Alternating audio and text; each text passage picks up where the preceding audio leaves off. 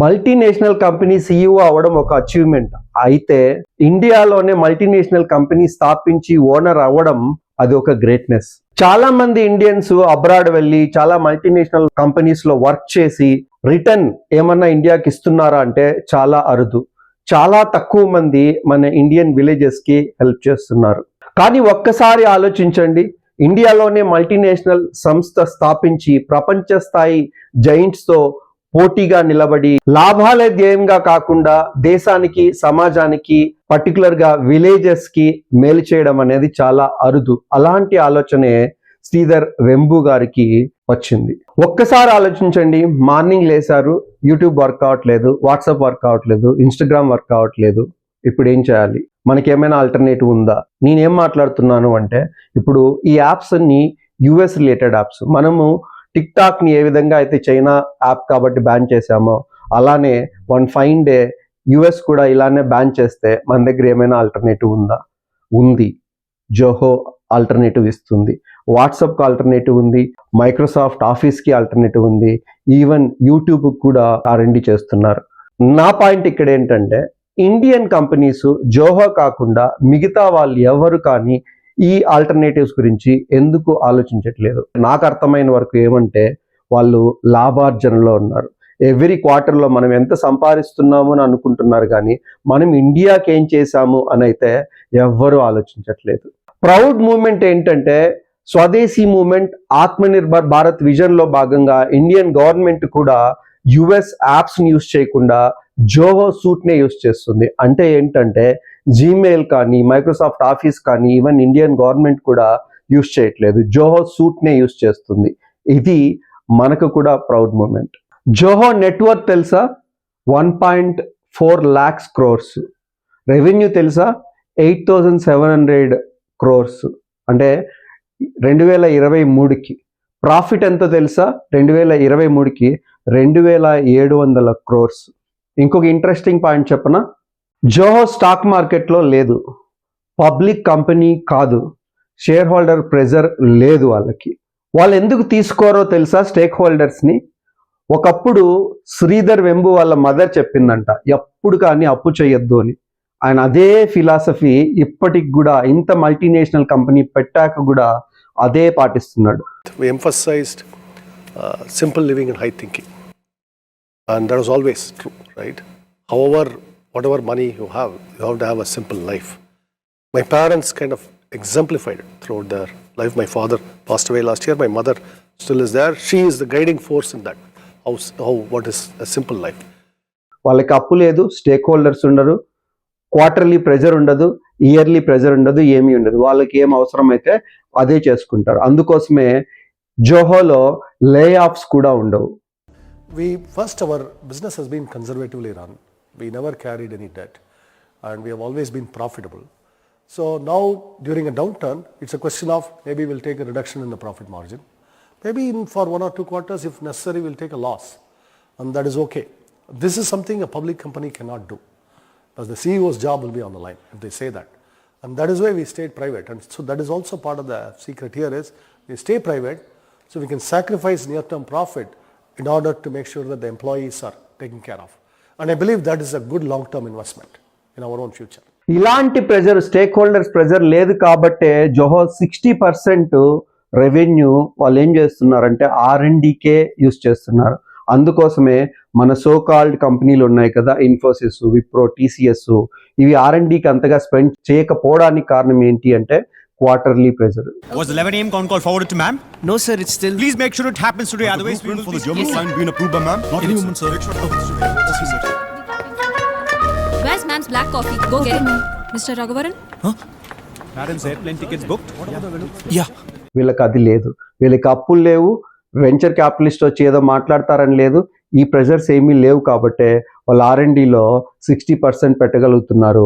అందుకోసమే జోహో నుంచి ఇప్పటికీ 55+ ప్రోడక్ట్స్ వచ్చాయి, అన్ని B2B ప్రోడక్ట్స్.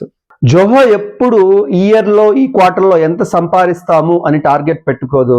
నెక్స్ట్ 20 yearsలో మనం వాల్యూ యాడ్ ఏం చేయగలము, అది ఇండియాకి ఎలా యూజ్ అవుతుంది, ఆర్ మనం ఏ కంట్రీలో ఉంటే ఆ కంట్రీకి లోకల్గా ఎలా యూజ్ అవుతుంది, ఈ వాల్యూ యాడ్ గురించి ఆలోచిస్తారు. కానీ లాభార్జన ఒకటే వాళ్ళ ధ్యేయం కాదు. జోహో తీసుకున్న బిగ్గెస్ట్ డెసిషన్ ఏంటో తెలుసా? సిటీని వదిలి వెళ్ళడం. బెంగళూరులో కానీ, చెన్నైలో కానీ, ఢిల్లీలో కానీ, ముంబైలో కానీ ఎక్కడా వీళ్ళ ఆఫీసెస్ లేవు. వీళ్ళ ఆఫీసెస్ అన్నీ విలేజెస్లో ఉన్నాయి. చెన్నై పక్కన తాంబరంలో వాళ్ళ హెడ్ ఆఫీస్ ఉంది. Where are the people having children?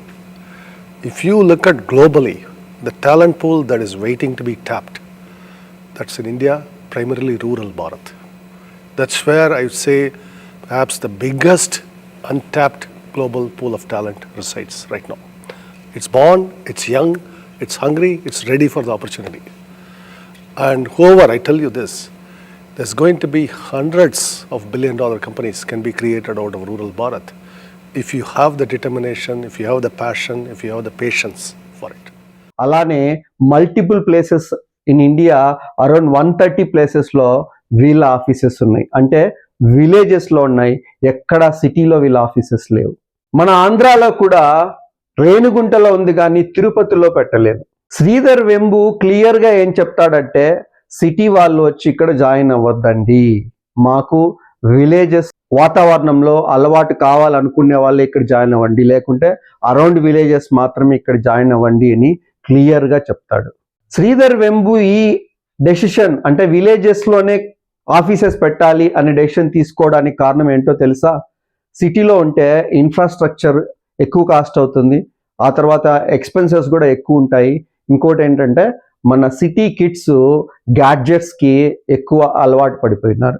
అదే విలేజెస్ అయితే ఫోకస్ ఉంటుంది, స్టెబిలిటీ ఉంటుంది, వాళ్ళకి గ్యాడ్జెట్స్ పైన మమకారం ఉండదు. ఇంకోటి ఏంటంటే ఈ జోహో ఆ విలేజెస్ కూడా హెల్ప్ అవుతుంది. అక్కడే సస్టైన్ అయితే ఆ పర్టికులర్ గ్రామంలో యూత్ కన్నిటికి వీళ్ళు ఎంప్లాయ్మెంట్ కల్పించిన వాళ్ళు అవుతారు.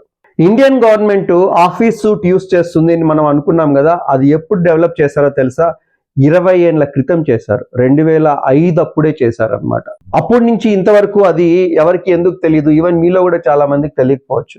ఎందుకు తెలియదు అంటే దాంట్లో వాళ్ళు రెవెన్యూ బాటల్లో ఉండరు, దాంట్లో యాడ్స్ ఏమీ ఉండవు. ఇప్పుడు జీమెయిల్ చూసుకోండి, యాడ్స్ ఎక్కువ వస్తాయి, ఆ విధంగా రెవెన్యూ వస్తుంది. వీళ్ళకి ఎక్కువ రెవెన్యూ ఉండదు, మార్కెటింగ్ ఉండదు. వాళ్ళు ఏంటి R&D ఎక్కువ చేస్తారు, ప్రాపర్ ప్రోడక్ట్ ఇస్తారు, సెక్యూరిటీగా ఉంటుంది. ఒకవేళ ఎవరికైనా తెలిసి యూజ్ చేసుకుంటే వాళ్ళకి బెనిఫిట్ అవుతుంది. వాళ్ళ మార్కెటింగ్ స్ట్రాటజీ అది. అసలు ఈ వీడియో సాఫ్ట్వేర్ గురించి కాదు, శ్రీధర్ వెంబు గారి థింకింగ్ గురించి. ఈ శ్రీధర్ వెంబు గారు ఎవరో తెలుసుకుందాం. శ్రీధర్ వెంబు గారు గ్రాడ్యుయేషన్ IIT మెడ్రాస్లో చేశాడు, PhD ప్రిన్స్టన్ యూనివర్సిటీలో చేశారు. మనం చదివేదానికి చేసేదానికి పొంతన జనరల్గా ఉండదు. అలానే శ్రీధర్ వెంబు గారు కూడా ప్రొఫెసర్ అవుదామని వెళ్ళి సాఫ్ట్వేర్ ఇంజనీర్ అయ్యాడు. 1996లో US ముగ్గురు కలిసి అడ్వెంట్ INC అనే సంస్థను స్థాపించారు. దాంట్లో శ్రీధర్ వెంబు గారు ఒకానొక కోఫౌండర్. మిగతా వాళ్ళిద్దరూ ఎవరు అంటే టోనీ థామస్, శ్రీనివాస్ కనుమూరు. వీళ్ళు ముగ్గురు కలిసి స్థాపించారు. శైలేష్ ఆ తర్వాత కోఫౌండర్గా జాయిన్ అయ్యాడు ఈ ఆర్గనైజేషన్లో. వీళ్ళు ఆ సంస్థ స్థాపిస్తూనే జనరల్గా ఏమవుతుంది, ఇనిషియల్గా చేసేటప్పుడు టాప్లో కూర్చొని అన్ని మేనేజ్ చేయలేరు, అందరూ వర్క్ చేయాల్సిందే. సో ఇతను సేల్స్మెన్గా ఆ సంస్థలో పనిచేశాడు. సేల్స్మెన్గా అంటే వాళ్ళు చేసిన సాఫ్ట్వేర్ని బయట అమ్మడము. This was in 97, and for software, I'm like signed up as a salesman. So that's now you know why. Yeah. Wow. Nobody, Tony codes, my brother is coding, and who will Need sell? some cash coming in. Somebody has to sell. So I became the salesman. Wow. వాళ్ళు చేసిన first software network related software. ఎందుకు అది చేశారు అంటే అప్పుడు ఈ Cisco ఇలాంటి పెద్ద పెద్ద జయంట్స్ అంతా ఈ నెట్వర్క్ రిలేటెడ్ సాఫ్ట్వేర్లు ఎక్కువగా ఉత్పత్తి చేసేవాళ్ళు.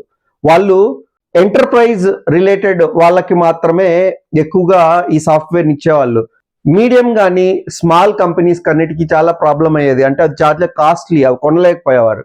అందుకు ఆ గ్యాప్ని వాళ్ళు గమనించి ఈ నెట్వర్క్ రిలేటెడ్ సాఫ్ట్వేర్ని వాళ్ళు తయారు చేసి స్మాల్ కంపెనీస్కి ఇవ్వడము, డిస్ట్రిబ్యూట్ చేయడము స్టార్ట్ చేశారు. A lot of their companies would cooperate with small fledgling startups in Silicon Valley for Okay. critical new technology. Okay. It turned out we had something that they wanted, and like we were What was building. that? Yeah, so we were building. Tony, it was Tony's background. Tony was building network management stuff for Bell Labs, Okay. managing networks. It's AT&T. Right. So you build vast networks. Right. He was writing software to manage those networks. వాళ్ళు around 2003లో .com issue వచ్చింది. And then 2001, the 9/11 attacks happened. Yeah. Everything came to a screeching halt, finished. The whole business, optical business, those 400 companies, maybe one survived in the end.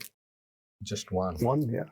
అప్పుడేంటంటే వీళ్ళు ఎలాగూ stake holders ఎవరు అంటే share holders ఎవరు ఉండరు కాబట్టి వీళ్ళ సేవింగ్స్ పైనే ఆధారపడ్డారు. అరౌండ్ 400 క్లయింట్స్ వాళ్ళు లూజ్ అయ్యారు. అప్పుడు కూడా వాళ్ళు లే ఆఫ్స్ చేసి బ్యాక్ వెళ్ళిపోయి ఆ ఇష్యూస్ అయితే వాళ్ళకి రాలేదు. ఆ టైంలోనే ఈ జోహో పుట్టింది. జోహో ఎలా పుట్టింది అంటే వాళ్ళు ఈ 2000 పీరియడ్ లో అంటే వాళ్ళ ఇంట్లో పెద్దగా వర్క్ లేనప్పుడు స్మాల్ ఆఫీసు, హోమ్ ఆఫీసు వీళ్ళకి ప్రోడక్ట్స్ చేద్దాము అని అనుకున్నారు. అందుకోసము డొమైన్ రిజిస్ట్రేషన్ కి soho.com వెతికారు. అది ఎవరో తీసేసుకున్నారు. అందుకోసం ఏం చేశారు అంటే ని తీసేసి జీని పెట్టారు. అలా జోహో పుట్టింది. వాళ్ళకి ఇప్పుడు అరౌండ్ 55+ ప్రోడక్ట్స్ ఉన్నాయి.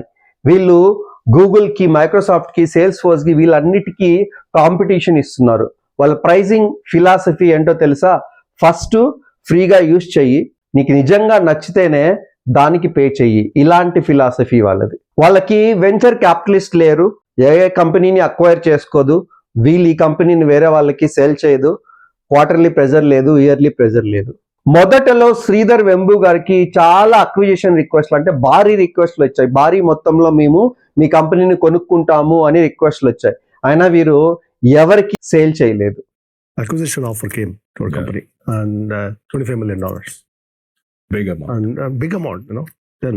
So, and we were doing about maybe $3-4 million. I said, okay, so we now have an option to sell or stay, and nobody wanted to sell. Nobody wanted. Nobody wanted to sell. Sridhar Vembu గారి ఫిలాసఫీనే patience. Money is not a end goal అన్నమాట. అందుకోసమే వాళ్ళు చాలా recessions survive అయిపోయారు. .com recession కానీ ఆ తర్వాత వచ్చిన ఎన్ని రిసెషన్ కానీ వాళ్ళు సర్వైవ్ అయ్యారు. ఎనీ రిసెషన్ లో ఎప్పటి కానీ వాళ్ళు లే ఆఫ్స్ అయితే చేయలేదు. మరో ఇంపార్టెంట్ పాయింట్ ఏంటంటే hub and spoke model. Hub ఏంటంటే చెన్నై దగ్గర తామరంలో ఉండేది హబ్, మెయిన్ ఆఫీసు. స్పోక్ అంటే చాలా పల్లెటూర్లలో చిన్న చిన్న ఆఫీసెస్ ఉంటాయన్నమాట. ఇక్కడ వచ్చి వాళ్ళు ట్రైనింగ్ తీసుకొని ఆ తర్వాత చిన్న పల్లెటూర్లకు వెళ్ళి అక్కడి నుంచి వర్క్ చేస్తూ ఉంటారు. ఇక్కడ చాలా చాలా చాలా ఇంపార్టెంట్ విషయం ఇంకొకటి ఏముంది అంటే రూరల్లో వీళ్ళ జోహో స్కూల్స్ ఉన్నాయి. ఇప్పుడు హెడ్ ఆఫీస్ లో కూడా జోహో స్కూల్స్ ఉంటాయి. వీటి పని ఏంటి అంటే 17-18 ఇయర్స్ ఉండే వాళ్ళని అంటే ఇంటర్ అయిపోయిన తర్వాత, పియూసీ అయిపోయిన తర్వాత వాళ్ళు ఈ జోహో స్కూల్స్కి వచ్చి జాయిన్ అవ్వచ్చు. ఎందుకు ఈ ఆపర్చునిటీ వాళ్ళు కల్పిస్తున్నారు అంటే 2 పాయింట్స్. మనం డిగ్రీలు చేస్తున్నాము, థియరీ మనం నిజంగా ప్రాక్టికల్గా యూజ్ చేయట్లేదు. అక్కడ ఏం చెప్తున్నామో ఇక్కడ అవి యూజ్ కావట్లేదు. అది ఒక ఇంపార్టెంట్. సెకండ్ ఇది ఏంటంటే రూరల్ ఏరియాలో చాలా వరకు అమౌంట్ అఫోర్డ్ చేయని వాళ్ళు ఉంటారు. వాళ్ళకి ఇది బాగా యూజ్ కావాలి అని ఇంకొకటి. సో వీళ్ళు వచ్చి ఈ పర్టికులర్ జోహో స్కూల్స్ లో జాయిన్ అయితే ఏమవుతుంది అంటే ట్రైనింగ్, ప్రాక్టికల్ ట్రైనింగ్, వీళ్ళ దగ్గర ఉండే project managers, architects, sale marketing వాళ్ళు ప్రాక్టికల్ గా ట్రైనింగ్ వాళ్ళకి ఇచ్చి వాళ్ళని జోహో కంపెనీలోకి రిక్రూట్ చేసుకుంటారు. ఈ పీరియడ్ లో వాళ్ళకి స్టైఫన్ కూడా ఇస్తారు. எக்ஸாம்ஸ் இல்லை, அட்டண்டன்ஸ் இல்லை, ஃபீஸும் இல்லை. நாங்கள் படிக்க மந்த்லி ஸ்டைப்பன் அவங்க தராங்க. நல்லா படித்து பர்ஃபார்ம் பண்ணால் ஜோஹோவில் ஜாயின் பண்ணுற ஆப்பர்ச்சுனிட்டியும் கூட. இல்லை எனக்கு புரியல. அப்படி தான் இருந்துச்சு ஸ்டார்டிங்கில். பட் உள்ளே வந்ததுக்கப்புறம் தான் தெரிஞ்சுது இது எவ்வளோ பெரிய ஆப்பர்ச்சுனிட்டின்னு.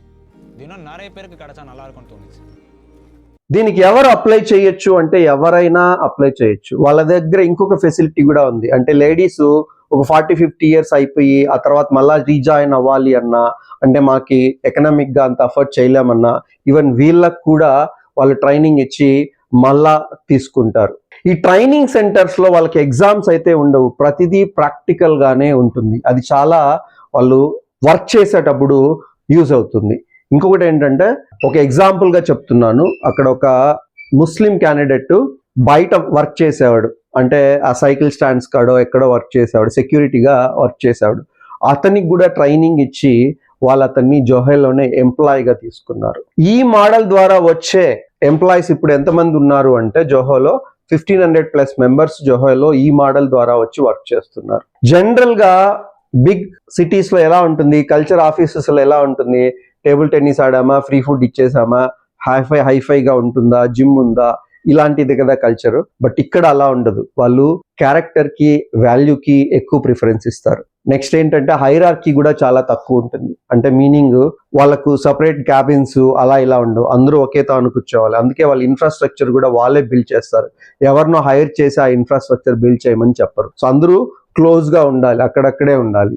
శ్రీధర్ వెంబు గారు చాలా సింపుల్ లైఫ్ లీడ్ చేస్తారు. ఎక్కడంటే అక్కడ విలేజెస్ లో వెళ్ళిపోతారు, మ్యారేజెస్ కి అటెండ్ అవుతూ ఉంటారు, ఆ ఫంక్షన్స్ కి ఏమన్నా ఊర్లో ఉంటే అటెండ్ అవుతూ ఉంటారు, నేల మీద పనుకుంటాడు, చెప్పులు కూడా వేసుకోడు ఒక్కొక్కసారి, అన్ని టైంలో కాదు, ఒక్కొక్కసారి చెప్పులు కూడా వేసుకోడు, వెళ్ళిపోతూ ఉంటాడు. వీళ్ళు రకరకాల గ్యాడ్జెట్స్ కి, కార్లకి, వీటికి వాళ్ళకు ఎగ్జైట్మెంట్ రాదు. న్యూ ప్రోడక్ట్ డెవలప్ చేశారు అంటే, కాంపిటీషన్ ఇస్తున్నాము అంటే దానికి వాళ్ళు ఎగ్జైట్ అవుతారు. జోహో గ్లోబల్ బట్ లోకల్ గా ఉంటుంది. మీనింగ్ ఏంటంటే, ఫర్ ఎగ్జాంపుల్ ఎనీ కంట్రీ వెళ్ళిన తర్వాత అక్కడ లోకల్ వాళ్ళని కలుపుకొని వీళ్ళు ప్రతి ఒక్కటి ప్లాన్ చేస్తారు. ఇది మనమేమో అక్కడికి వెళ్ళాము, అక్కడ వాళ్ళ అథారిటీ చేయాలి, అలా కాదు. వాళ్ళ నీడ్స్ చూసి వాళ్ళకు అనుగుణంగా ఈ కంపెనీ ఉంటుంది. 24 కంట్రీల్లో దాదాపు 30+ లొకేషన్స్ లో 16 డేటా సెంటర్లు జోహో కలిగి ఉంది. మనకి సుందర్ పిచ్చయ్ కానీ, మైక్రోసాఫ్ట్ సిఇఓ సత్య నాడెల్ల కానీ సిఇఓ అయ్యారు, మైక్రోసాఫ్ట్ అయ్యారు, గూగుల్కి అయ్యారు అని మనము గర్వంగా చెప్తున్నాం కదా. ఆ కంపెనీ ఓనరు మనం ఎందుకు కాకూడదు, మనం అలాంటి కంపెనీ ఎందుకు ఎస్టాబ్లిష్ కాకూడదు, అలాంటి ప్రశ్న మనం ఎప్పుడన్నా వేసుకున్నామా? ఈ ప్రశ్నకే సమాధానంగా శ్రీధర్ వెంబు గారు ఎస్టాబ్లిష్ చేసి చూపించాడు. మన ఇండియాలో న్యాచురల్ రిసోర్సెస్ లేకపోవచ్చు, బట్ మన దగ్గర టాలెంట్ ఉంది. ఇది గవర్నమెంట్ గుర్తించి ప్రోత్సాహకాలు ఇస్తే, అసలు గవర్నమెంటే గుర్తించాల్సిన పని లేదండి. మీరు అబ్రాడ్ వెళ్ళి అక్కడే స్టిక్ అయిపోకుండా కొద్దిగా ఇండియా గురించి కూడా ఆలోచించి ఇక్కడ కూడా వచ్చి శ్రీధర్ వెంబు గారిని అనుసరించి మీరు కూడా ఎస్టాబ్లిష్ చేయగలిగితే ఇండియా బాగుపడుతుంది. మనకి ఒక జోహో కాదు, 1000 జోహోస్ వచ్చాయనుకోండి, ఇండియా US కంటే మించిపోతుంది.